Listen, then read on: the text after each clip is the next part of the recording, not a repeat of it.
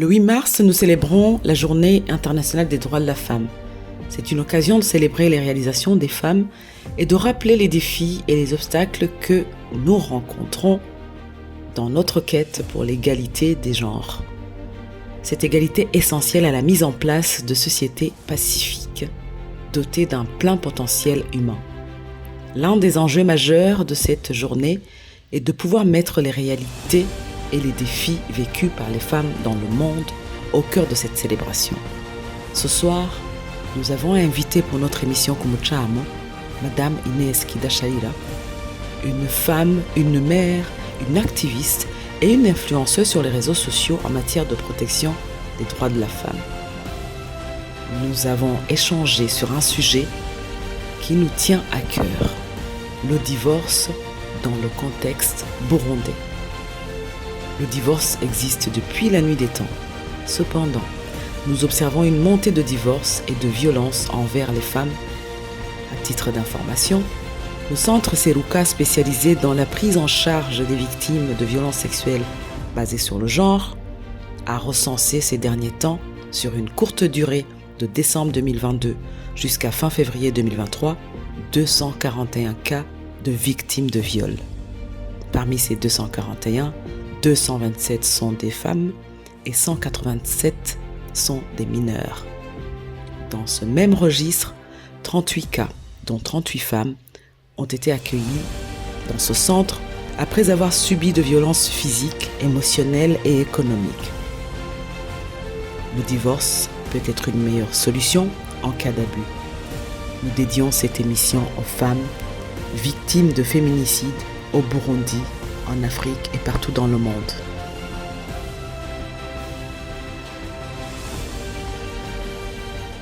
Mwaramutse canke mwiriwe ababanyi bacu ku Mucamo. Uno munsi ku Mucamo dufise umushitsi Madame Inès Kidasharira. Karibu. Ego, nakoze. Ego.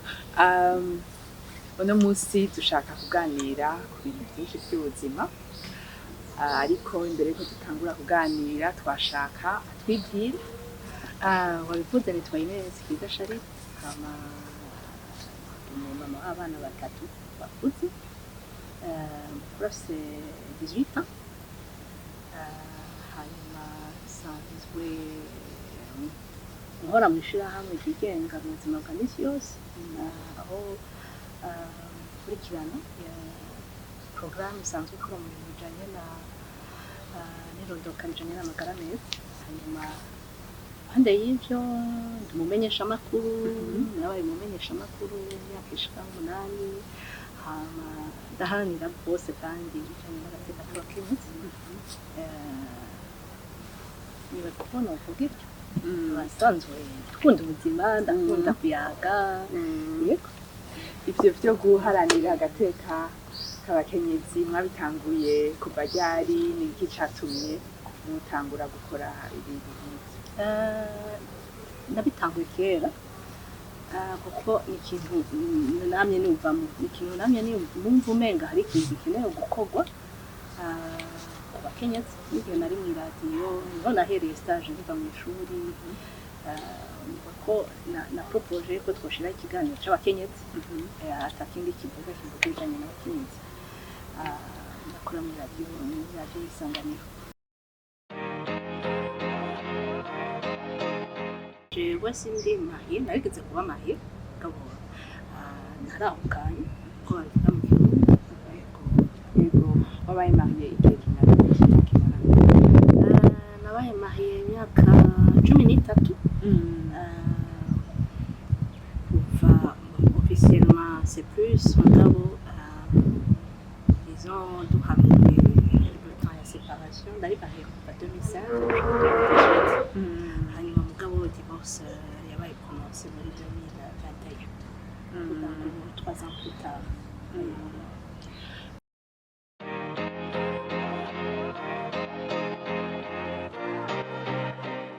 Abantu nyene bakunze bicaye bakayaga bakabona yuko ntaho biriko biraca bidashoboka. Hanyuma nyene turafata iyo ngingo hanyuma turasentare Ego. turabimenyesha umuryango hanyuma turasentare turakurikiza procedure turavana officiel.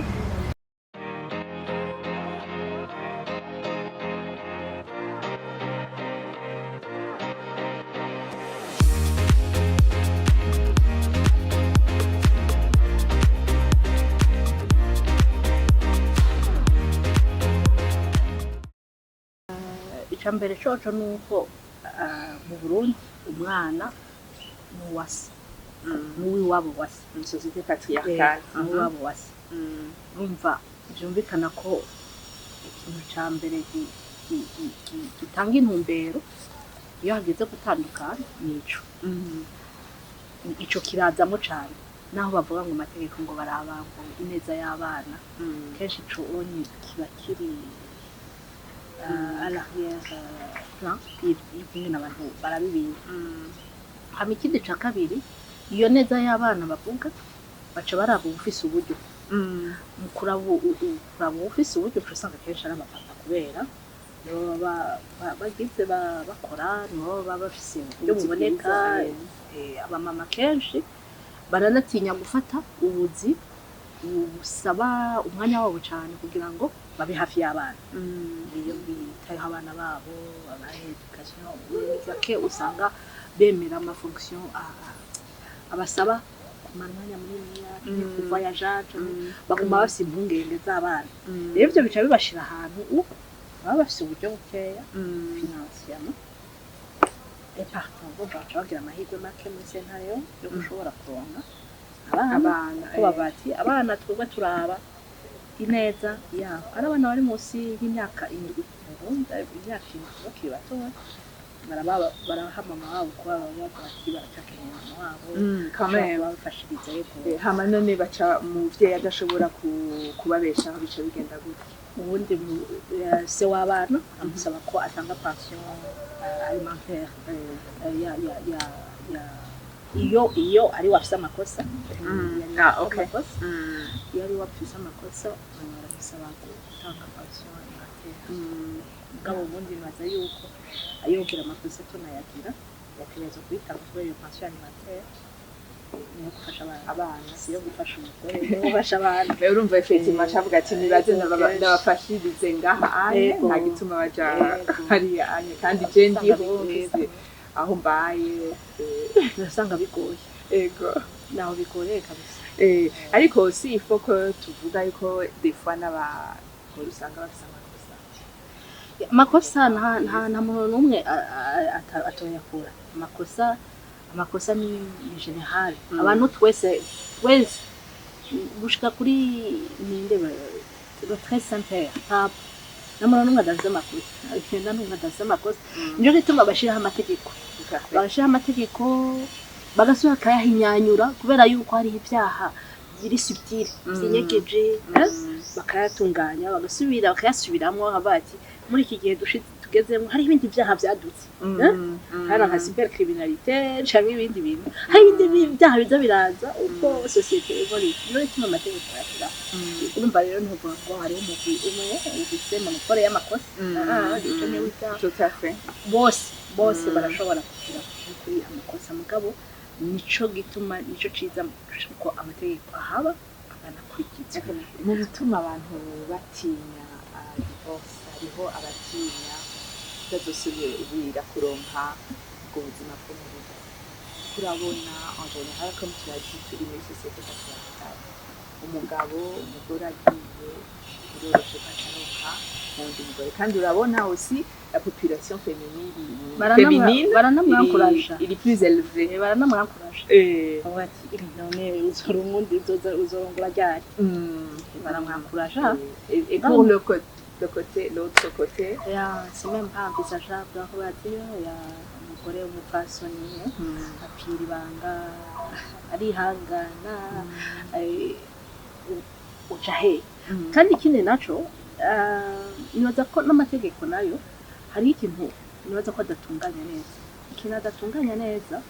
par exemple muri garde y'abana nk'ubu unye wobtenye garde y'abana n'amavisite y'umuvyeyi canke garde disons alterne disons ivyo bintu ntibija mu ngiro ntibija mu ngiro kubera l'autre aradashaka canke ntazi alors iyo instabilité ibihari ituma ufise abana adashobora kuorganiza ubuzima bwiwe bagire ibindi buzima kubera umva nk'ubuzi uti une semaine canke 2 semaines abana bazoba bari kwawe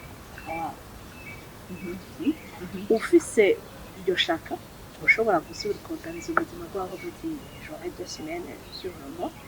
ou ushobora kugira une vie privée wanje avec quelqu'un ou même envisager mugabo kubera uko kuntu byinjira nabo byama biri vuruguse bitari déterminé yego c'est triste mais c'est la c'est la réalité usanga tu fais une croix sur ta vie privée asanga uti bon kugira n'ibiti ingorane kuko si bica bitujana aho handi ou justement même l'autre personne, l'autre homme, afise le mentalité patriarcale. Ouais, si je prends la maman, c'est fatal, et entre choisir tes enfants, nous, le choix est vite fait. Le choix est vite fait. On va déjà avoir bon, j'ai un petit peu personnellement, pour moi, c'est très important aussi important que nta muntu n'umwe yoza kumbwira ngo faites le choix ariko abana bawe na jewe ngo umuntu ngo habe nta discussion nta tergiversation c'est vous qui décidez n'abana bawe umva rero izo sécurité zose z'amategeko na application yayo ziratuma umugore la société en général uko mbona umugore déjà na connotation mbi ega naho wiyakira naho ivyo bintu bibamo neza hariho aga connotation ka ujya mugore urugo rwananiye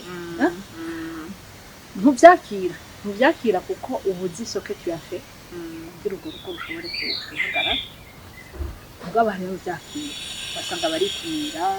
yumva umenga nyene amesheka ahantu niyo washitse mu rubanza akarondera ahantu yiyegeza kure za ruguru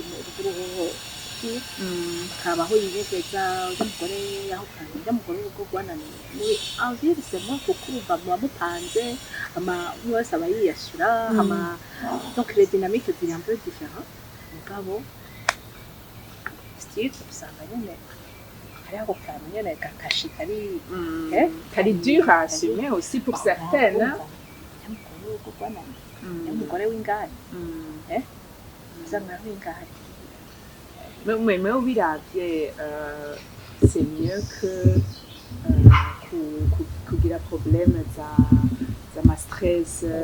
au quotidien comme tu as dit ama ulcère bishobora gutuma ugira ama ulcère bishobora gutuma ugira même des maladies mentales ivyo nivyo tutavuga ariko ni ibintu bishobora gushika pour pardon, les plus fragiles. Donc, il y a ça. Mais il y a aussi les procédures. Les procédures, des fois, d'itali claires sur les problèmes de couple. C'est un problème de couple féminin. Oui, les textes de la les textes zirahari na ryari umuntu ashobora kwahukana gusaba kwahukana birahari yanditse ariko ufatiye kuri imwe kategori imwe bavuga ngo divorce pour des causes déterminées iyo divorce yaza ko igoye nibaza ndetse kuvuga ngo impossible mugabo bishoboka dans la plupart des cas kubera aho iwacu dufate kuri violé à la maison tu es violé par ton conjoint kubera ko akoblige kugira des rapports sexuels ku rugero wowe udashobora ufata rero wa murundi kazi isubisa umutware muri sentare abisigura ivyo bintu d'abord umutware no muri polisi nabyumva umuntu muri polisi uwo mupolisi usigurira ivyo bintu akakumva